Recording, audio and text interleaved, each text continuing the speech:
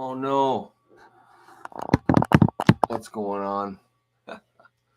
Hey man, I don't know if you guys like beer at all, but I've got a Surf Zombies IPA, and you might recognize the guy on the can. That would be me, I guess. But my band is Surf Zombies, and this is a flagship beer for Iowa Brewing Company in Cedar Rapids, Iowa. It's pretty popular. They're like an independent brewing company, and they're pretty nice people. So Surf Zombies IPA is a beer.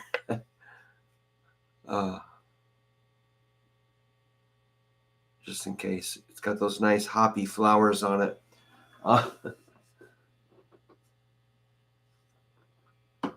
But anyway, I just thought I'd use it as a prop as if we want to talk about guitar stuff, let me know what's going on. Maybe I'll have a teeny sip.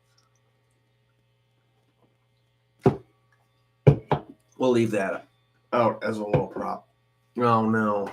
So this is the old Strat. Strats are pretty cool, man. This thing is pretty beat. This is a 64. Yeah, I do some session stuff. Yeah, I've recorded quite a few albums, and hi, Joshua. Thanks for asking. And I run a studio, and it's kind of an older type studio that's difficult to connect with online, but I can do, thanks, Tim. I can do sessions on Reaper. If you send me something you need a little guitar on, I can throw on some guitar parts. But yeah, let me know if you got any ideas for collaborating. And if you're into everybody that plays guitar, in my opinion, should get a free software called Reaper, and you can record on your computer and share the files with other people, such as other drummers or other guitar or bass or keyboard players or singers, or just send it to me and I'll put some guitar on it. But the thing is, when you record, I'm just rambling here, but when you record, you're going to use like a metronome. Let's just mess around with a metronome. That's why it's important that we learn, because when I record in my studio, I have an idea for a song. I just get a metronome going and I just start layering on parts. So here's 91 beats a minute, or 94. So I feel like doing something slow. Let's go down to when you record, you got to be pretty good. Oh, cool. Yeah, I love recording, man. I make backing tracks for my solo show. So yeah, the real important thing when you record is the timing. Hear how I'm into that metronome.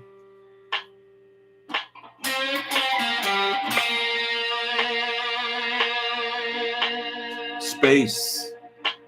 Yeah.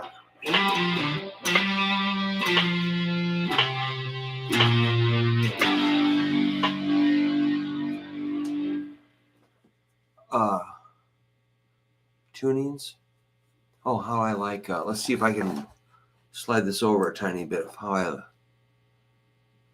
alternate tunings. Oh, yeah. I don't really do a lot of heavy stuff for alternate tunings. It's more of like if I was going to do some slide guitar, like a baritone or maybe a capo. But let me give you an idea. This is probably not what you're thinking as far as alternate tunings, but let's say I want to make let's try to make like a D. I'm going to make a D tuning.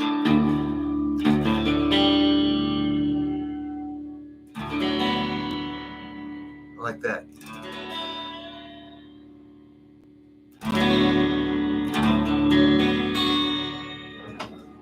Oh, do we have a slide?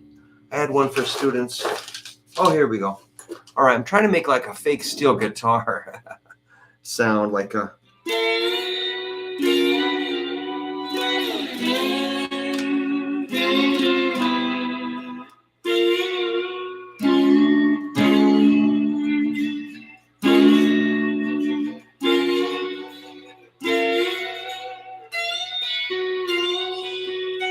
So I just made like a D9 chord or a D13 or something like that. Kind of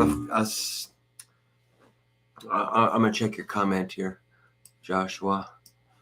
If you're playing with a capo on second fret and playing E, D. Oh, okay. Yeah, you just got to figure out what the chords are.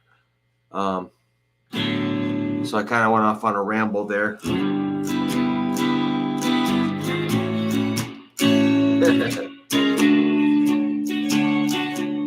Oops.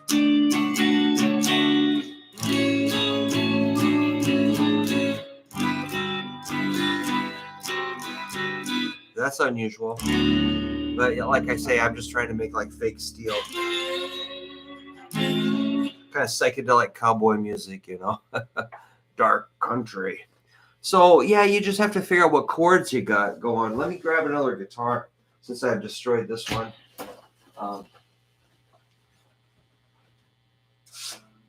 Coming back soon. So if you did like E, D, C, D capoed, it's just going to be some detective work to kind of work backwards to see what the pitch. Wow. What's going on here? So if we capo third fret, let's just see what we got there. You might need to get a pencil or something. Let's figure it out.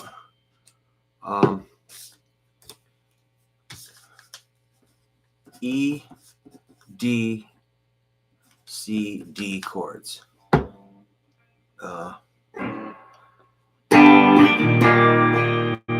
Oops. Okay, that's pretty easy. That'd be like that would be in normal chords would be G, F, E flat, F. So we take capo away, and then you would go or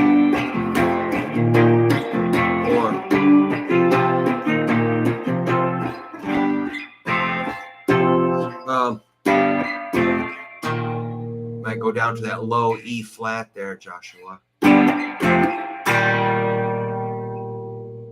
That's kind of a weird one. See that? Second or first fret with the open third string. Yeah, does that make sense? Okay, all right, man. Good. Yeah, that's what, when you put on the capo, it's really, hey, it sounds good. And then you say, what chords are you really playing? Like, wow, I don't know. So you figure it out from the root, if you did capo third fret. E would be a G because the bass note is that, and D, the bass note is now F, and C, the bass note is now this E flat. That's how I know what chords to go after. I hope that gets you. Jazz. Hi, Tim. Yeah. Good. Okay, buddy. Good. Totally cool. But sometimes I'll just, if something's not fitting, my voice is pretty limited, I might just tune down a whole step on my guitar or a half step, or just try to find a key that works. So I'll go down way low and just, realize, well, there's nothing down there.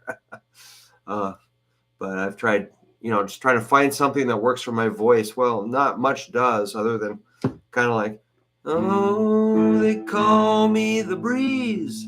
I keep rolling down the road. Oops, road.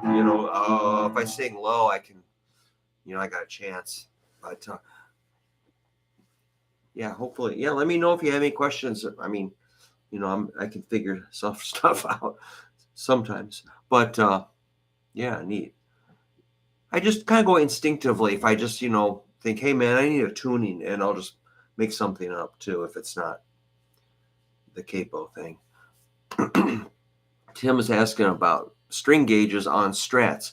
I like a 9 on a strat. If it's got some really nice big frets, it's maybe and 22 frets, and it feels pretty robust, and I'm going to really be leaning into it, I would do 10s. But for kind of comfortable playing, not stressing out my hands, I like 9s. It's just kind of easy. Yeah, yeah. uh, and then for Jaguar, I like something like 11 through 52 on a Jaguar, just because I really dig in, and it feels really loose if I have 10s or 9s on a Jaguar. It's just too loose. A Mustang, I can do 10s or 9s is what I like. But oh, you record. Oh yeah, I would if. Yeah, I would do some jamming on a track if you've got some. Do you use Reaper by any chance? The software. That's if you gotta just send me a Dropbox link to the folder, and then I can open it up in Reaper and make a new track, and then I put a few tracks on, and then Dropbox it back to you. Is that what you're asking? Maybe. But yeah, I used to collaborate with a whole bunch of people. It kind of got less. That's happening way less. But that's really fun when somebody has, maybe a chord thing, like a.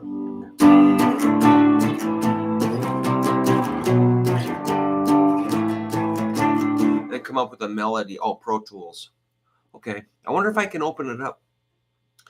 I'll try to see if I can get the tracks to cooperate with Reaper. It might not. Okay, I'll find it. I'll find that link and just see if I can, I've got some distortion and stuff if it needs to be more rock and rolly stuff. I was just going to mention that I really like using Fender amps, and I've got some Marshalls. I love the Marshalls. I've got some like a K and some like an Alamo, and every once in a while Orange shows up, and but I love Fender amps. I was just going to ramble about that at some point. Aha. Hey there, Rita. Is Rita the right pronunciation? Okay. I'll see. Where would that link be there, Joshua? Is it in this chat? Or an email? I'll look. Nothing in email. Okay. Well, we'll try to find that. Hey, Michelle. Rita, good. Okay. Well, Rita had a really cool question about how to step it up for an intermediate guitar player. Well, I'm still, I still play pretty intermediate, but I kind of enjoy working on it every day. It keeps you humble. I played last night. My fingers felt pretty not with it, but but one thing that helps me survive on a gig is chord tone soloing. So like what I would do if you're playing blues, always kind of helps. Like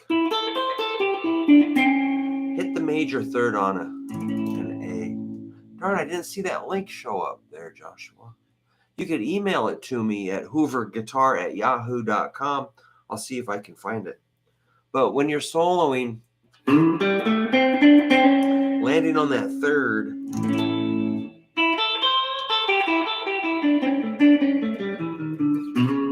that's a C sharp in the key of A. And then when you go to D,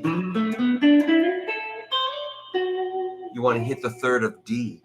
That's chord tone soloing. Or the rut.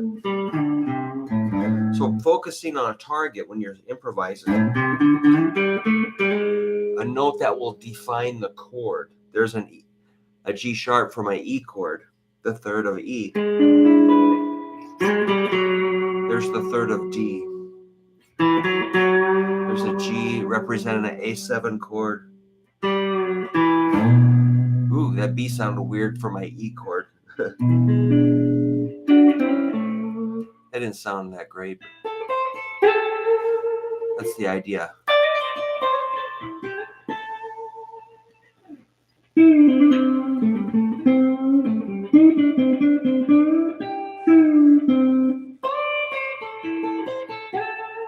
I'm thinking D chord hitting at an A note.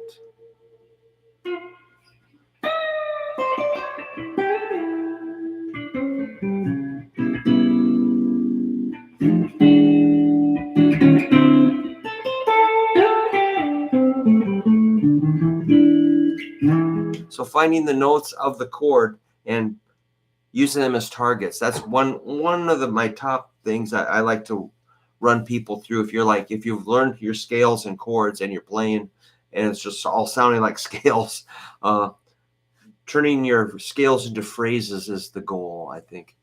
Hoover Guitar at yahoo.com. I'll write it here, Joshua. Hoover, good. Help.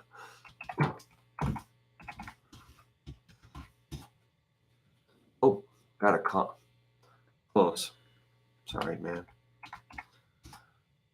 Long day already. On surf music, as far as I'm concerned, I really like Jaguars, but Jaguar, Mustang, Jazzmaster, Strat, Fenders are pretty cool. We use Dan Electro, like baritones and basses. I've used a Gretsch and a Les Paul and a Guild 12-string acoustic on Surf Zombies albums.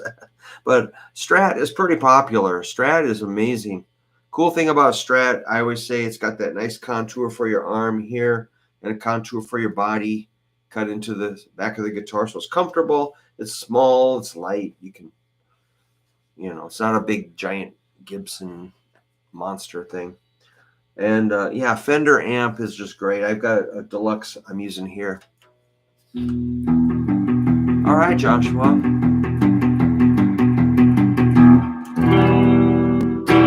So this is the amp I did our first album on. It's a deluxe reverb. I'm going to switch over to my Mustang.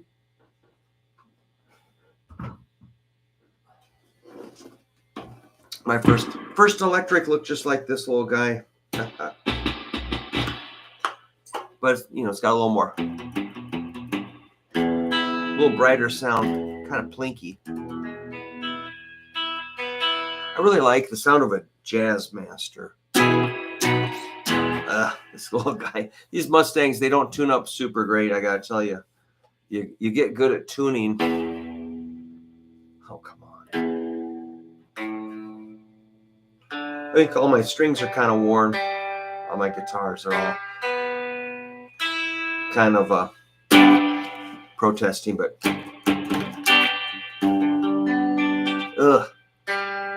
miserable. Get sick of it. So it's got that plinky little chirpy sound.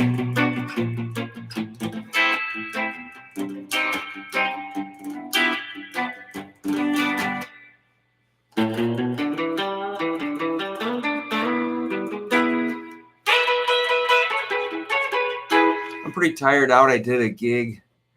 Hey, Barbara. I did a gig yesterday. I played an extra hour. That was kind of fun. Yeah, twin reverb's cool. Yeah, Mustang, they seem smaller. People say, what's the scale length on your guitar? I'm like, come on. I don't care. It's just a Mustang feels like a Mustang, and a Strat feels like a Strat, and a Jaguar. I just do. I'm no fun, but I think these are comparable to a Jaguar, which is a short scale. Ah, I don't know, but yeah, these have kind of a shrimpy little shorter sound. The To me, the Jaguar seems longer and bigger, but they say they're the same. I don't believe it. In the 90s, I played a Mustang for hundreds of gigs, and we played some pretty hard rocking material. Like this thing, even though it's got that plinky sound, you can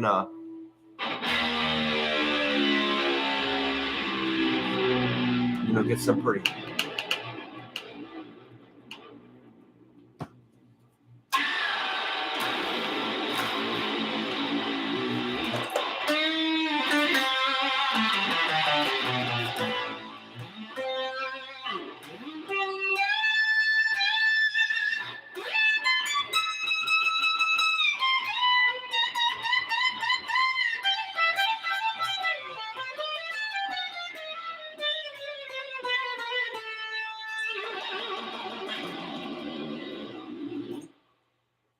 I was pretty aggressive, I was like when I first got a whammy bar, I was pretty out of control.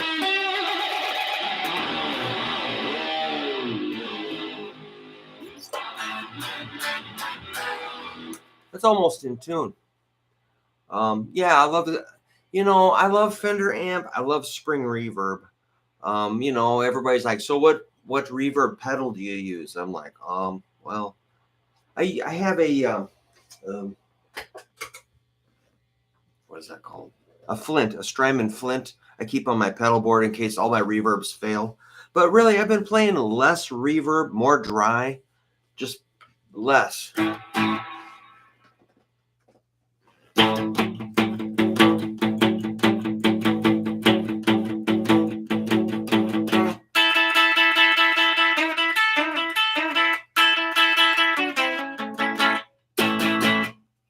And just a little less, a little more dry. Like when I do my solo show, I use two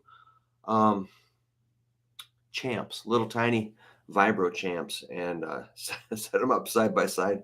They're very cute. I gotta say, very cute little amps.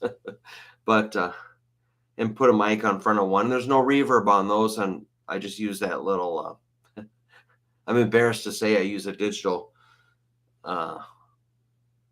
reverb for that, but I'll probably be bringing I'm working on one of my tube reverb units right now, trying to change the spring over to a Surfy Bear. Yeah, champ amps are killer, man. But yeah, I'm a big spring reverb. Whoa, Trevi baby. You guys know Trevor, he's on the chat here. Yeah, Surfy Bear.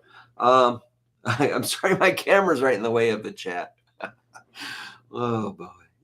Yeah, I don't have the pedal, but I've got a Surfy Bear reverb tank I'm putting into my Fender reverb unit. So it's not even June. My hands are all beat up, and I've been digging dirt all day and wiped out my bike. My cat rips my arms up, so I look pretty beat up. I'm getting a lot of like sunspots on my face from being out in the sun. So I got a giant floppy hat, so to hide my face. Yeah, the El Capistan is cool. I'll bring that in when I get it. I have to get that tank installed. Well, I installed it myself last night. I plugged it in this morning and it didn't work. Or was it Friday? Last night I installed it, but tried to swap my tanks. No reverb sound. So I'll definitely make a video about that when I get it done. Well, yeah, Trevor, I was just telling the people about the Surf Zombies IPA. It's got your buddy right on the. Hello, trying to adjust to the camera. This is a locally made IPA that's got our band on it. Trevor from Surf Zombies is in there. He's like a super champ songwriter. And I was on my what do you call it? Live stream I did. I don't know, recent.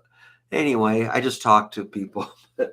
I've been mentioning that how when Surf Zombies started, I was kind of like the guy that came up with the songs, and Doug Roberson came up with one on our first album, and then I basically wrote everything on the first album. The second album I wrote a lot, but Kyle Oilo wrote a bunch, and then Joel McDowell wrote a few. And it's great to have more, more people writing. And then we got Ian in the band. He on guitar, he wrote a couple for our third album. And then after that, Trevor came in and he had some songs. And that what's cool about Trevor is he's kind of picked up on my style, and he writes his own thing, but he knows how to write a part for me that he knows, hey man, this is like something that Brook can play without, completely falling down. But I think he's writing that because understands my sound, like um it's just, when I hear it back, I'm like, that sounds like something I play. It's cool. So he's kind of custom writing little parts for me. I look at it that way. It's kind of a luxury to have he's just an amazing writer. And so that's something that I work on my chops, and I work on my YouTube channel, I work on teaching lessons, and I do all that. But really, songwriting is the number one thing you should be doing. Keeping your skills together, timing, tuning, your keys, your phrasing, your melody, your harmony, your tone, everything. Work on everything. But songwriting, if you come up with something really simple, man,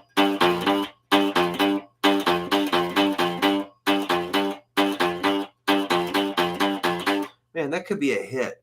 The dumbest riff you can make could be the coolest thing ever. Like, consider this.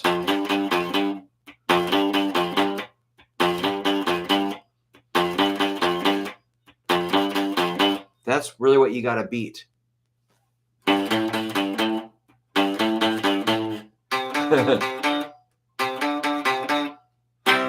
Or, can you beat this?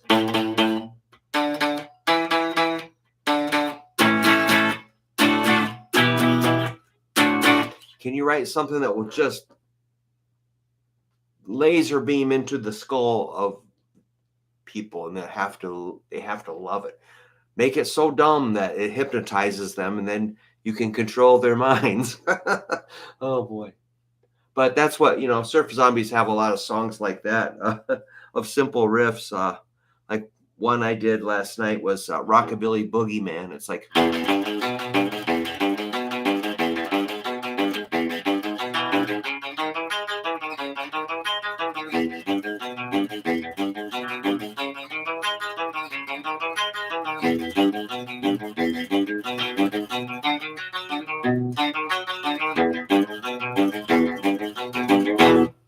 and the drums come in and it repeats. There's 3 verses. It's pretty short.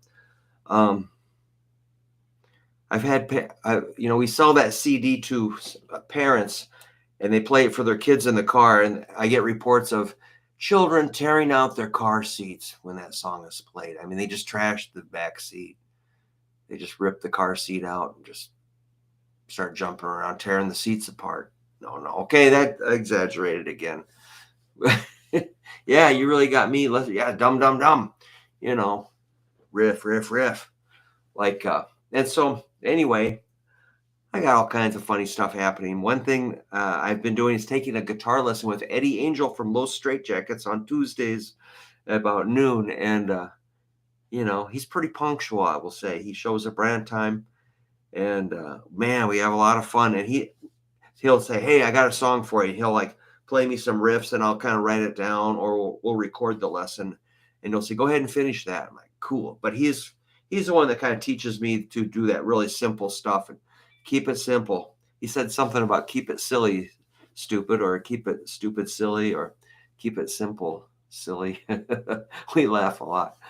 But anyway, that's really good. No matter who you are, you should probably be taking some lessons, vocal, bass, drums, keyboard, singing, counting, get with an expert and let them work on you. Let them tell you what to do a little bit. And, it's up to you if you want to follow along. But, I really respect my teacher, whoever that might be. I've taken drum, vocal, bass, guitar lessons from. I've had 4 different music or vocal teachers, and I really want to do some more actually. So I need it. My voice is not great, that's for sure, but everybody has a voice. Everybody can sing. It's important.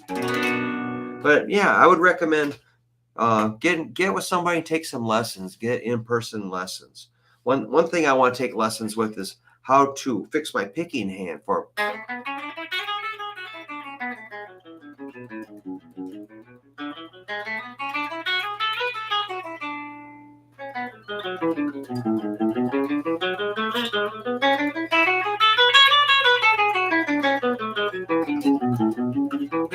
I mean, that's nice and everything, but I want to be playing like 5 times faster than that. That's where I need, like I can do it on one string pretty good.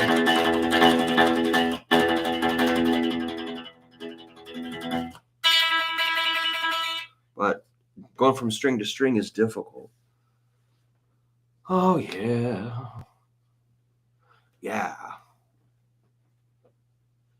Good. Yeah, writing is really important. I mean, things can happen. Everything that's, I mean, for one thing, I diversified my career, and thinking of myself as a musician, I always thought it was funny. The whole thing is fun, but it's absurd. We're going to make a band. Oh boy. And what's going to happen? We're going to look stupid for one thing. Just plan on it. How can if you don't have that sense of humor, you're not going to last very long, man. You're going to get pretty bummed out. Yeah, that cracking the code stuff. I need to get back. Yeah, that's what I need to do. My buddy Don has told me about that, and I've seen a little bit of it. I have a lot of trouble focusing.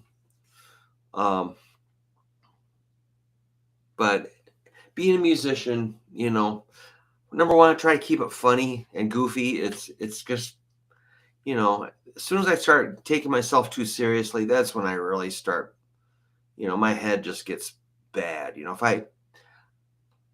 If I get a little whiff of arrogance in myself, it's just I'm so disgusted. I just don't want to think that way. And I jumped in with a band when I was in my early 20s that was working on getting a record deal, and I played a few gigs with some guys that had been signed. I thought I was going somewhere, and yeah, my head got stupid for a couple months there. Another time I got a little bit egotistical and stuck around after a show and did some shots with some guys and ended up riding my motorcycle and missed a curve and went into the ditch. And wow, that hurt. Because I was kind of believing it, I I don't believe in any of that, but I was for a second. I was believing the press and the hype, but so being diversified. If you have a musical career, writing is really important. If I didn't write my own songs, I'd be pretty bummed just being a cover band guy. Which I don't. Cover band work is fine. There's nothing wrong with it at all. But if it takes over your songwriting and creativity, I want to have it all. I want to write songs. I want to do cover songs. I want to make people happy, but I also want to produce original music. And somehow balancing that can be tricky, for sure. Really tricky. But yeah, I kind of diversified my portfolio, teaching, solo shows, and cover bands, original bands, publishing. That can pay off once you get a catalog of material written. You've got kind of a little bit more clout and power. You're like, well, I have done several albums already, and every album you look back and you learn something from it. You're like, well, I sure could have done that different, or I sure put them in a weird order, but always a little regret here and there, but nothing too bad. Like what happened was my band Meerkats just got a record deal from Fervor Records, and we played from 92. Played for 20 years, starting about 92, 93. And, that our recorded music was long forgotten, really. And I talked to a record company that wanted to sign like 13 songs to use in TV shows from the 90s. So it would be period correct. And they wanted authentic 90s music that was, kind of underground stuff. So it's like, okay. So we did sign a deal with that. That was pretty cool. So just, you never know when it's going to work out. Some of that writing your own stuff is really, really important, is what I'm getting at. Yeah. Hey, John. Well, yeah, just, I also like do gardening and mowing lawns for people, which keeps, again, humble, serving, you got to serve. It's fun. I got friends that come over and say, hey, Brook, you want to play some Eagles songs? I'm like, yeah, because I know it'll make you happy, but I don't really want to play Eagles songs, but, just like, just going along with the flow sometimes makes things go easier. I found it, I try not to dig in. I'm pretty happy about everything, how it's going. So I try not to, mess with other people if they're having fun or doing something. Just if I can help them or play along and whatever, it's cool. I got hired by a church and did that for like 12 years, playing every Sunday morning. That was freaky. There was a lot of weird stuff, weird songs. It was all like, a lot of it was really trippy guitar, like stuff like it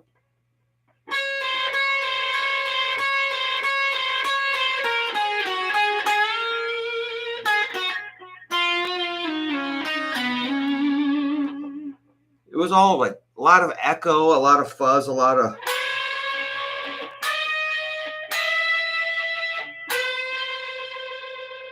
freaky Pink Floyd guitar.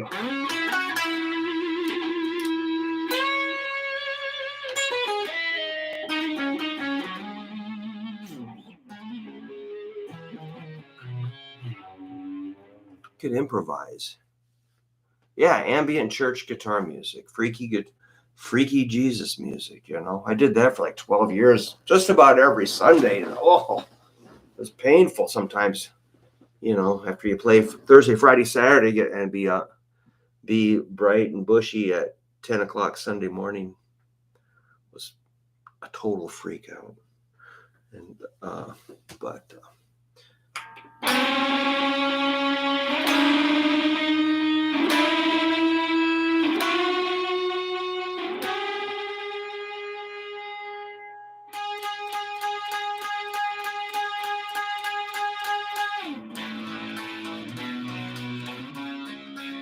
There'd be a lot of repeating stuff.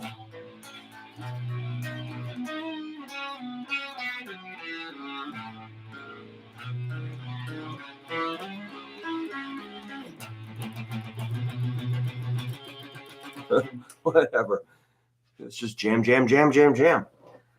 Yeah. Oh, good. Yeah, ADHD. Yeah, I know. I probably got something going on. I never got diagnosed, but I'm sure I'm touched in some special way. Gives me a superpower. There's no doubt. I should have been tested, but so yeah. Luckily, all my interests just landed. Like I do guitar repair, which all started when I took my Mustang apart when I was 14 with the Phillips screwdriver. I took all the screws out and I came up to my dad. I go, oh, I did a bad thing. I took my guitar apart. He's like, let's take it downtown. It was in a box. They put it back together. So, Hey, John. Yeah. So, yeah, writing is cool. Hey, Scott, what's going on, man? Nice little crowd today. Thanks for stopping by. I'm just having a Surf Zombies IPA And I'm noticing how gross my fingers are. I've been digging in the dirt. We've got this area where a tree fell and hit the garage while I was in it during the derecho. That was a good day. I thought I was doomed for sure. I was filming. I was in my van filming. In my van was in the garage for protection. I was filming this derecho, amazing, horrible storm we had like 2 years ago. Oh my God, the tree hit our garage. All these giant pine trees fell. I thought I was going to die. But anyway, I'm out there today digging in where that stump was and just trying to get the weeds out. We're going to put like a berm there and put flowers on it. Yeah. Hanging out. Yeah, good deal, Scott, man. I was just talking about Fender amps and Fender guitars, Mustangs.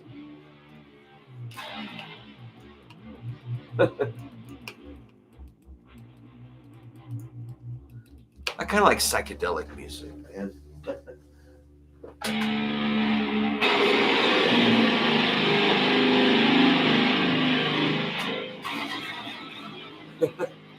Yeah.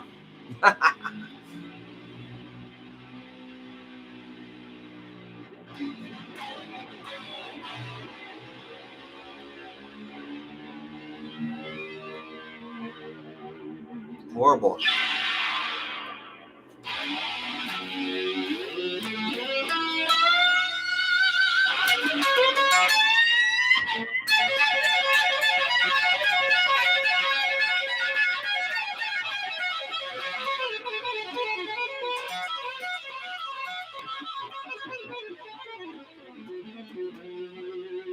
So I'm getting better speed with just put my pick in here. I get better speed with like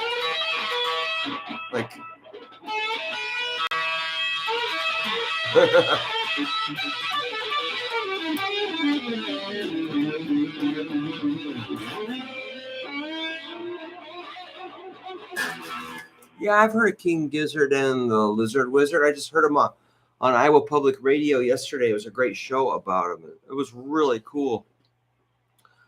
That's a new band. I'd listen to a lot of new music. I can't remember who the hell it is half the time, but I'm aware of a lot of new independent music. I don't listen to the big commercial stations. I listen to Iowa Public Radio in the evenings, and Saturdays they play all kinds of new and kind of underground cool music, So yeah, I try to listen as much as I can. My students are always turning me on to new things.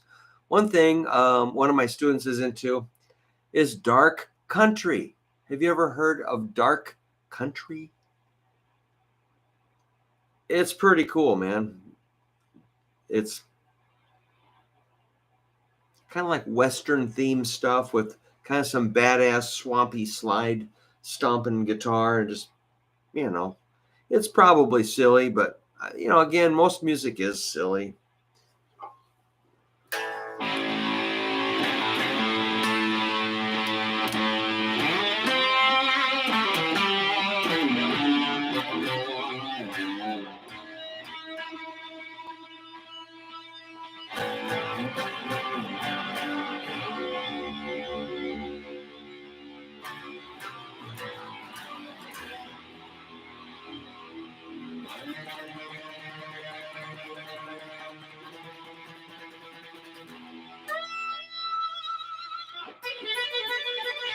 There's my shredding.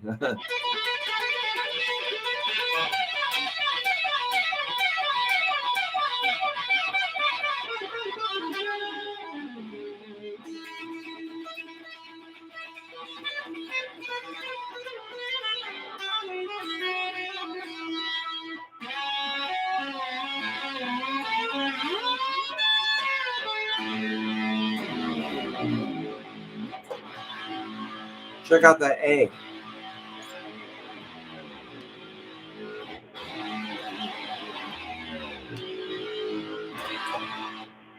Thrash grass. Wow. Hey, Barbara. Well, I'm just checking in. Not much is going on. It gets pretty boring sometimes on weekends. I'd rather be gigging until I can't move. I'd rather just like play until I'm just completely drained. I'd rather play like every night of the week and just wow. I love to play live so much. It's so much fun. I get so excited. And yesterday was super fun. I played outdoors at this hotel in Amana, Iowa. It's about a half hour from my house. I was supposed to play 3 to 6. I ended up going 3 to 7 just because I was having fun. I didn't get paid extra. And next weekend I'm doing Saturday at the same place, and then Sunday I'm doing a graduation party. So uh, it always makes me. I mean, I just don't know any modern songs, but I could hear across the street a guy was doing Journey, "Don't Stop Believing," like singing really low and doing a bunch of like Journey songs on acoustic and singing. That's cool. I mean, I'm glad they've got that all covered, so I don't have to do that. I do I'm kind of a brat. I just pick songs that I really think are cool and kind of retro, vintage entertainment. But you know, I just think if I tried to learn modern songs, people would probably laugh at me for learning the wrong ones. So I don't even try. So we'll probably hit the couch as we always do. Watch like really stupid things. I usually sit and fix a guitar on the couch at night, or like maybe I'll change the strings on a couple guitars. Um, I got that Gretsch sold that I showed. Did I show you that Gretsch? And then I sold that Telly with those levers. I got a couple of bass amps I'm selling, so that's been really busy. So lessons, buy, sell guitars. I fix guitars. Um, Songwriting, all that stuff is just none of it adds up to a full-time career. Well, teaching almost could. Teaching would be, you know, plenty good, but I'm so hyper that I just keep moving, So hopefully we'll get playing more. Surf Zombies kind of we weren't all booking at the right time. We sort of probably let a few gigs get away from us, and we just weren't that organized. We had some help booking, but we don't anymore. So we need some. If we had a booker or a manager, that would be super cool. But those don't really exist. Those aren't very common. So we have to book our own gigs, and usually we get people ask us, "Hey, can you play this or that?" And I like Reverb for sales, and I like selling it, but the fees are kind of bad, and shipping seems to have gotten a little more expensive. Like sometimes shipping a bass or a larger guitar case is $125. So shipping can be, but you have to put that into the price. And then there's the fees, then you get PayPal fees, there's taxes and all that. So um, by the time you get paid from Reverb, it can be a little disappointing, but it's handy just to get stuff gone. I do a lot of local sales. That's pretty cool. Yeah, I'd help you with that, Marshall. But I don't know. Yeah, I mean, you used to be able to get away with buying stuff online and there would be no taxes, but now um, I think the buyer has to do the taxes. But I buy a lot of stuff from like Stu Mac for like guitar repair tools. I get from Stu Mac, and then I get books for my students, and then I just give like, hey, you need this book here, take it. I'll buy them really cheap. But I get those from like different places, wherever I can find the books. I have some specific books I like. I like USPS for shipping, Tim. USPS. is just I just kind of know a lot of the clerks. They're like, "Oh, here comes Brook," and it's kind of fun. They seem to have pretty good rates. I haven't had anything not show up, or they haven't broke anything. Um, and they seem sometimes their prices are just really really good. Um, UPS can be pretty good too. FedEx is okay.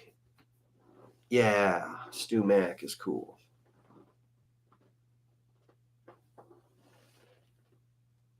Yeah, I had a friend that had better shipping rates, and then but he kind of took. Sometimes he would take. I say, "Hey, I need this shipped tomorrow," and then it might be 2 days before he gets it out, and like, the buyer can get. You have to get them fired out fast, so the sooner you get it sent out, the sooner you get paid, and sometimes it takes me a little time to get it boxed up. So it's it's interesting shipping. Uh, I remember when I figured out eBay like quite a long time ago, and I sold like every piece of garbage I could find. I sold everything on eBay because I just really had fun shipping stuff out. But if I'll have a strangely shaped item and maybe a strangely shaped cardboard box. I'll look at the box. I'll look at the item. I'll look at the box. I'll look at the item. Get my like box cutter, jump on that box and make a few cuts and just force it into a box like a mad sculptor, and then get some packing or some padding on that and wrap it up and force it into a box. And I can make a box pretty fast out of cardboard.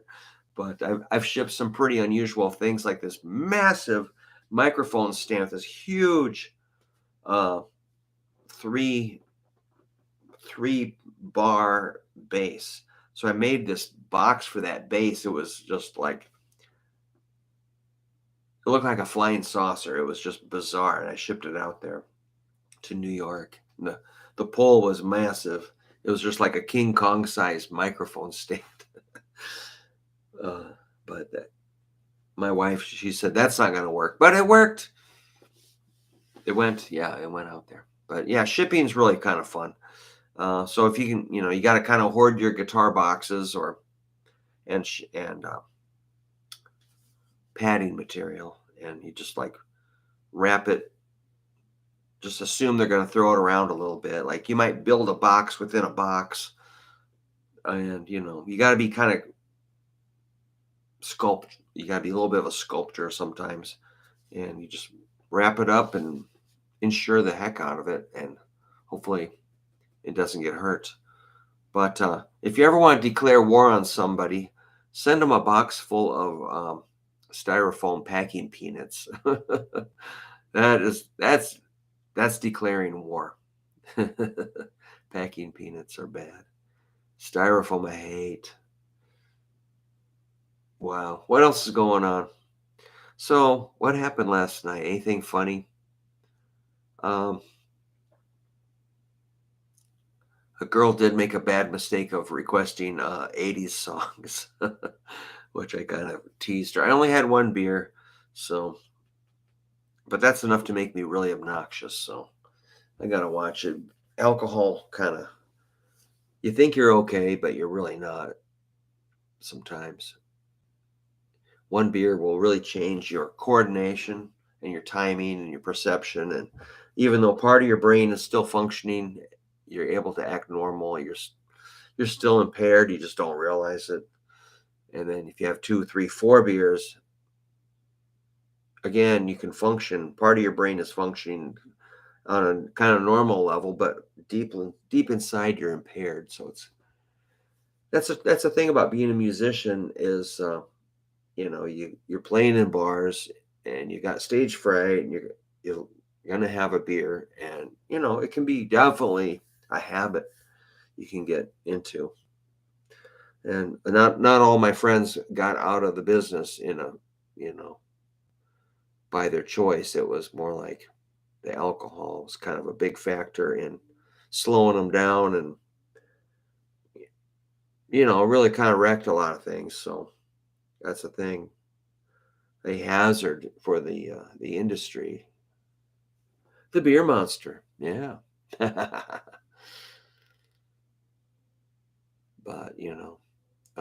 what else is going on? Hey, Michelle. One drink or no drink? Yeah, some people figure it out. A lot of musicians I admire a whole bunch are like, I'm sober. I'm totally sober. I'm like, wow, that's cool. And, something's got to give at some point. So I'm 60 and I feel really good and I can still function. So my plan is to downshift gradually as I get older, but I don't know if it's working perfectly yet. Downshift to minimal drinking. But what fun is that? I mean, I've always associated like, guitar, beer, amplifiers, songs, friends, having fun, play a gig, get some cash, sell some records, have a beer. It all kind of works together. I guess, you could take the beer out. Anyway, it's interesting to see how people do.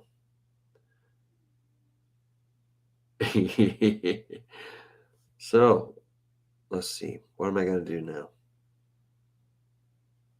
I think I'll go address this guitar I got to ship out and kind of get ready for tomorrow. And if you guys have any questions or anything about guitar you want to talk about, you can just send me an email anytime. If you have an idea for us for a video,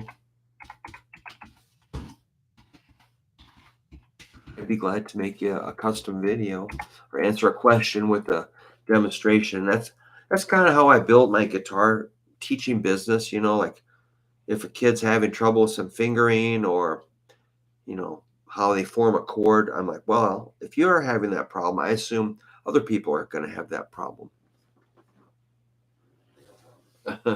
So yeah, I just take, I'm influenced by my students.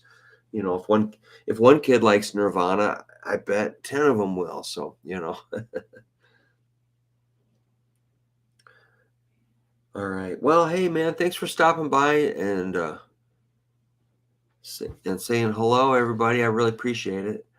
I'm gonna see what the kiddies are doing. Maybe go, I don't know, do some stuff.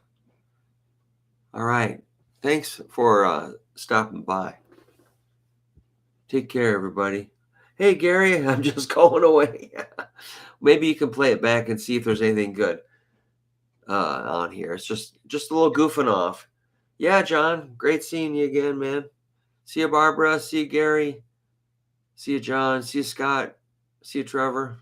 Night. Love you, man. Peace, everybody.